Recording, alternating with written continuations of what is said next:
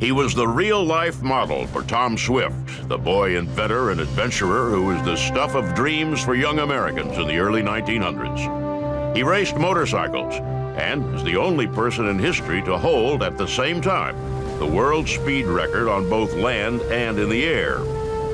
He turned aviation into a viable business, and his success so infuriated Orville and Wilbur Wright that they sued him for patent infringement.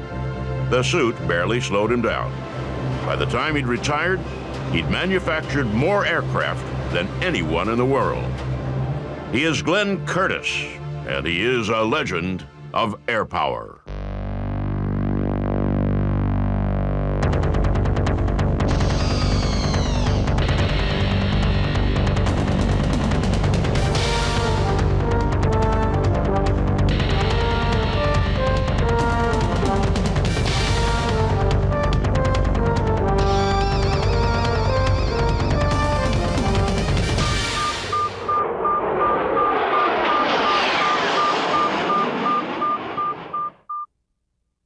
Glenn Hammond Curtiss was born in Hammondsport, New York on May 21st, 1878. His father and grandfather both died when he was very young, and Curtiss spent the rest of his childhood shuttling back and forth between his mother and grandmother. The two were very different. Mother was artistic, she was flighty, she couldn't manage money, she painted, she played music, she went out ice skating, she had gentleman friends, she was an expert driver of horses. Grandma was very hardworking, very practical, she knew how to get along with people. He worked as a newsboy and as a delivery boy for Western Union. His bicycle, acquired in large measure as a practical money-making tool, became something else entirely to him. It became the mechanism of his escape from his mother's world. He lived for a while in Rock Stream with his mother, but he really wanted to be with his grandmother in Hammondsport. So that was down a slope and across a valley and up the ridge and then down the other slope. Then he bicycled there, and it was speed, speed, speed that he wanted. As a teen, he built a small business repairing and selling bicycles, but it was the speed of riding that he really loved. He became a well-known bicyclist, racing champion of the Lower Lakes region of upstate New York. Then he saw his first motorcycle. He was amazed how fast it went, and he wanted one of his own. Buying a motorcycle, of course, wasn't possible. He had little money, and motorcycles, which were an experimental technology at the time, weren't easily available. He decided to build one of his own. Curtiss converted a bicycle frame and ordered a one-cylinder engine from the Thomas Company. And when it arrived, he discovered that it was little more than a box of rough parts. There was no carburetor and few instructions. With the help of a local machine shop, he built a carburetor, put the engine together, and fastened it to the bicycle frame. When he took it out for a test, the whole town of Hammondsport turned out to see what the noise was all about. The engine alone weighed 180 pounds, and as he was demonstrating his motorbike, he lost control of it and had to jump off before he careened into a lake. He learned how to ride it and made enough of an impression on the people of Hammondsport that friends and local businessmen put up the money for Curtiss to go into the motorcycle business. In 1902, he opened the G.H. Curtiss Manufacturing Company, building and selling the Hercules motorcycle that he designed. He tested the motorcycles himself, pushing the speed higher and higher and inventing technology that allowed the bikes to be lighter and more maneuverable. In 1903, he created the V-Twin, the first two-cylinder motorcycle in the United States. He took it down to New York City, and he went into a hill climbing race and just demolished the opposition, including professional racers on chain-driven Indian motorcycles. Then he tore across town to Yonkers, jumped into a 10-mile race, won the race, set a new world speed record, and became American amateur champion, all on the same day. His exploits inspired a series of books for young boys. The books were about Tom Swift, a boy adventurer and inventor who bore a striking resemblance to Curtiss. Tom was a young inventor who had his own factory on the shores of Lake Carlopa in upstate New York. Well, Glenn was a young inventor who had his own factory on the shores of Lake Cayuga in upstate New York. Both of them were racers. Both of them started out in motorcycles. So especially in the first few books, it's pretty clear that a lot of the immediate inspiration, anyhow, is the character of Glenn Curtiss. While Curtiss experimented with motorcycles, on the dunes of North Carolina, Orville and Wilbur Wright were experimenting with airplanes. In late 1903, they flew, but concerned that others would steal their design, they applied for a patent and hid their plane away. All over the country, however, inventors with different visions were building and testing aircraft. Soon after the Wrights' first flight, Thomas Scott Baldwin bought a Curtiss motorcycle engine to power his dirigible, the California Aero. That transaction seems to have kindled in Curtiss an interest in aviation. He worked with Baldwin on several other designs, building lighter and lighter engines for Baldwin's blimps. He also kept building motorcycles, and in late 1906 put together a racing bike unlike anything to come before. It was massive, and his only problem now was to find someone to race against. We went down to Ormond Beach in Florida, and he wheeled out the world's first V8 motorcycle. He put in it a V8 engine he had created for a dirigible. And the officials there said, well, Glenn, this is obviously not a standard machine, so we can't let you race, but we will give you an official time test. He revved the machine up, got a rolling start, and covered the mile between the starting and finish lines in just over 26 seconds. His speed, 136.36 miles per hour. He was literally the fastest man on Earth. Not even a locomotive had ever done the mile in that short a time. And it took him another mile to come to a halt after that. So by that time, he was a pretty well-known person, at least if you were interested in speed and mechanics and things like that. Newspapers around the world covered the astounding achievement.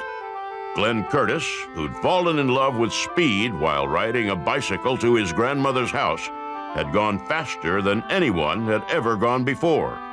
Faster even than the fastest locomotive.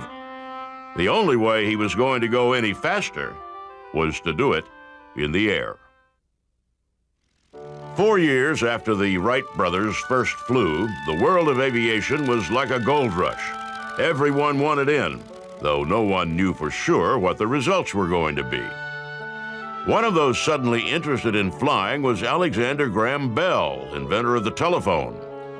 He founded the Aerial Experiment Association, a group of aircraft experimenters willing to pool their knowledge and skills to push aviation forward.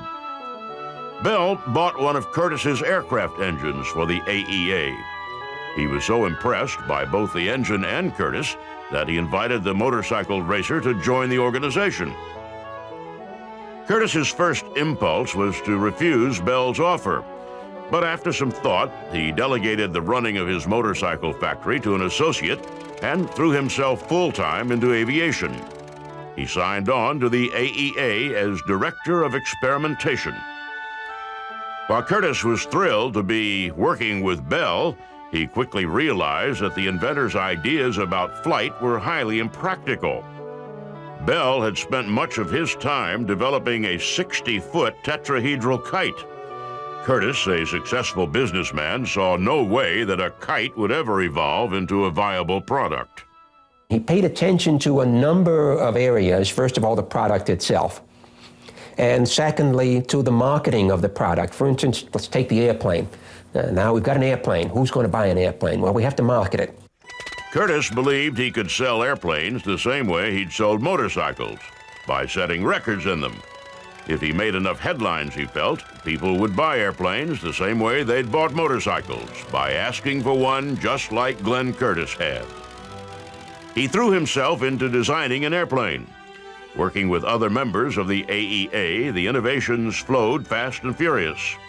He collaborated on the White Wing, a revolutionary airplane that introduced two critical technologies, wheeled landing gear and a way of steering more practical than the Wright brothers' patented wing warping system. The Wrights had constructed a complicated system of pulleys that pulled the aircraft's wings into different shapes to steer the plane. This wing warping was dependent on brute force, and in some cases required two people struggling with their controls to control the aircraft. Curtiss, working with other AEA engineers, developed a flight control system that required moving only small surfaces attached to the tips and edges of the wings. Those smaller surfaces came to be known as ailerons, and are virtually the same technology used on aircraft today. In 1908, he set out to gain the publicity that he felt would turn aircraft manufacturing into a business. He took his aircraft, the Junebug, out and flew it for the general public. The flight was short, exciting, and made headlines. He made the first straight-line flight of more than 1 kilometer. He became the highest-profile pilot and advocate of flight. And by 1909, he'd outgrown the AEA and set out on his own. He continued with his research, unsuccessfully testing a prototype seaplane, for example, but spent most of his time entering and winning various flying contests. His publicity-centered business strategy infuriated the Wrights, who felt he was usurping their rightful role as the leaders in aviation. They bristled every time he won another headline and fumed when he received recognition they thought should have been their own. But Curtiss kept going. He won the Scientific American Trophy for circular flight and made the first airplane flight in Canada. He became the first licensed aircraft manufacturer and sold the first private aircraft in the United States. And when he went to France to race against a Wright flyer, he set a new world airspeed record. While he was there, the Wright brothers sued him, and they deliberately timed the suit for his presence at the meet because they wanted to send a message to everybody in the aviation community. And they were charging him with infringement of their patent. Even though his airplane was very, very different from the Wrights airplane, and in fact superior to the Wrights airplane, they claimed that their patent should be interpreted broadly. Suddenly, Curtiss's embryonic aviation business was in trouble. Customers stopped buying planes because they were worried that the Wrights would sue them too. Legal fees ate into his capital. Desperate, Curtiss risked his life answering a newspaper's challenge to aviators. Fly from Albany, the capital of New York State, down the Hudson Valley to New York City in one day and collect a $10,000 prize. All along the route, people poured out of houses to see Curtiss's plane. They waved, ran along the roads below him, rang church bells, and blew fire whistles. The trip proved that aircraft could fly dependably between distant points. The public reaction proved Curtiss the leading aviator of his time. The $10,000 newspaper prize kept his business alive. The Wright brothers' patent infringement suit, irritating though it was, didn't slow Glenn Curtiss down. He made the first flight across Lake Erie and helped fund research on aerial gun sights. He flew the plane as a gun-wielding Army officer, fired the first shots from the air to a target on the ground. Curtiss's escapades were more than mere stunts. Militaries around the world were considering adding aircraft to their arsenals, and Curtiss wanted that business. There was, he knew, much more at stake than just a few dozen airplane orders. Back in the very earliest days of airplaning, each manufacturer had his own unique set of cockpit controls, which meant that once you had learned, you were sort of stuck with that technology and with that manufacturer. This created some difficulties. First of all, people killed themselves trying to make the transfer. Curtiss knew that the manufacturer that sold its planes to the emerging Army Air Corps would end up with a huge advantage over other manufacturers. The Army Air Corps would train a large pool of pilots to fly, and what they learned to fly in the Army, they would tend to fly when they got out of the Army. The two dominant control systems were, of course, the Wright brothers' wing warping and Curtiss's ailerons. Curtiss knew the victor would ultimately control the air. Eventually, the Wright brothers' control became so complicated that you needed two pilots to fly the airplane. And they each had a separate set of controls and a separate set of things that they did. The Air Corps settled on Curtiss's airplanes and bought a handful to train pilots with. Though the Wright brothers' lawsuit continued, Curtiss's aircraft manufacturing business was secure. Curtiss trained the first American female pilot, Blanche Stewart Scott, and himself received the first pilot's license issued in the United States. When the Navy got interested in aviation, Curtiss earned the title the father of naval aviation by inventing the technology that made naval aviation possible. Eugene Ely, a Curtiss pilot in a Curtiss plane, made the first takeoff from a ship near Hampton Roads, Virginia. In late 1911, Ely made the first landing on the deck of a ship in San Francisco Bay. Ely took off from the shore, circled around, and then came in for landing on this very short deck. Fascinatingly, how they made that possible was by getting sandbags and laying them out along both sides of this makeshift deck with ropes tied between each pair of sandbag. And the very first time somebody landed on the deck of a ship, he used a tail hook and caught those ropes and slowed himself down, just as is done today. And a few minutes later, they turned the airplane around, Ely took off, and landed safely ashore. Curtiss trained the first naval aviators and revived an earlier failed experiment by building an airplane that could take off and land on the water. On January 26, 1911, a Navy pilot trained by Curtiss took off in the first successful seaplane flight. A few weeks later, Curtiss outfitted his seaplane with retractable wheels, allowing it to land on runways. With the help of a New York boat builder, he honed the design down until his seaplane seemed little more than a boat hull with wings. Dubbed the Flying Boat, it promised to open aviation to the whole world. We have to remember there really were no airports or flying fields or anything like that in the country, in the world back in those days. And to find a long, level field that didn't have a herd of cows or a stand of corn or a barbed wire fence on it was very difficult. So for many people, they say, well, really the water is the surface that we're going to use for landing and taking off. In 1913, the courts ruled in favor of the Wrights, in effect granting them a patent on the concept of using any type steering system based on wing surfaces moving in opposite directions. The ruling, in effect, gave the Wrights a patent on the fundamental laws of physics. Curtiss, unwilling to give up the progress he was making in flight, worked to get around the patent.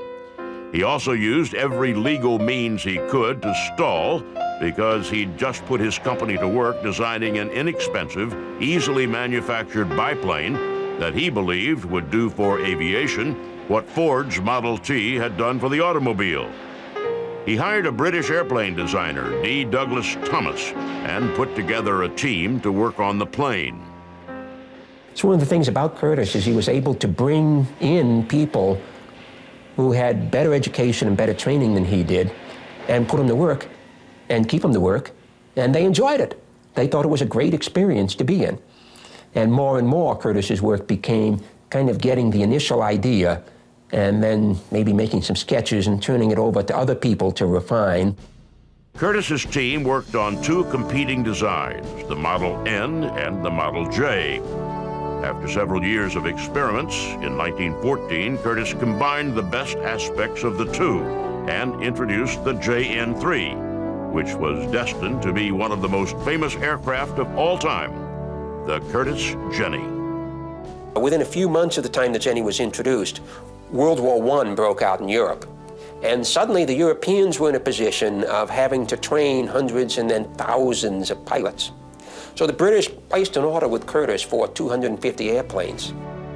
Though Wilbur Wright, who had been most active in pursuing the suit against Curtiss, had died, the legal wrangling between Curtiss and the Wright Company continued.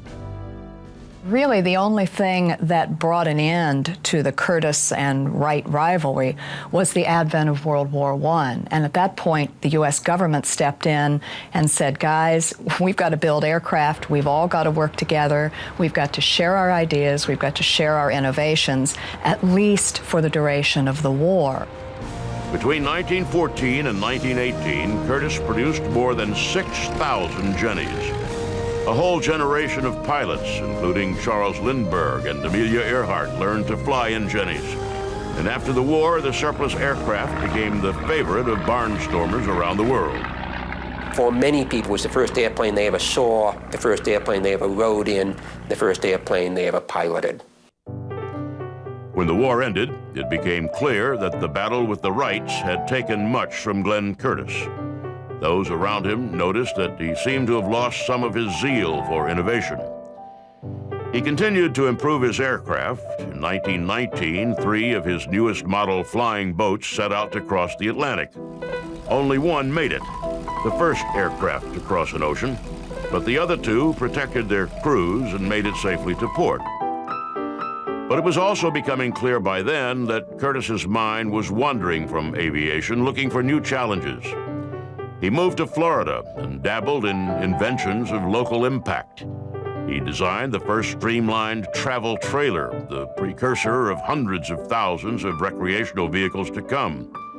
He conceived and built the first airboat, which became a staple of transportation in Florida's Everglades. But mostly, he turned his imagination to the development of real estate. He envisioned paradise and tried repeatedly to create it from the raw material of Florida's warm sunshine and open spaces. Instead of sketching aircraft, he sketched and built whole towns. He played key roles in the development of Hialeah, Opelika, and Miami Springs, bedroom communities outside Miami. And in 1930, he received a Medal of Honor for his contribution to aviation. He accepted it gracefully, if quietly, a man nearer to the end of his life than anyone knew. He enjoyed flying as a passenger on the plane, reenacting his historic flight down the Hudson Valley. But I think for those who are knowledgeable, most people look at that and say that in many ways Curtiss was the most significant figure of those early aviation years. Fascinatingly, like all of those early pilots, he sort of taught himself to do it. Nobody showed Glenn Curtiss how to fly, because nobody else knew. Glenn Curtiss died in July 1930. He died in Buffalo, New York, of complications after an appendectomy. He loved flying and he loved aviation, but I think he was partial to the concept of innovation and pushing the envelope. I think he liked to take ideas and machines and envision them not for what they are, but for what they could be. And that, of all the things Glenn Curtiss left behind, may be his greatest legacy.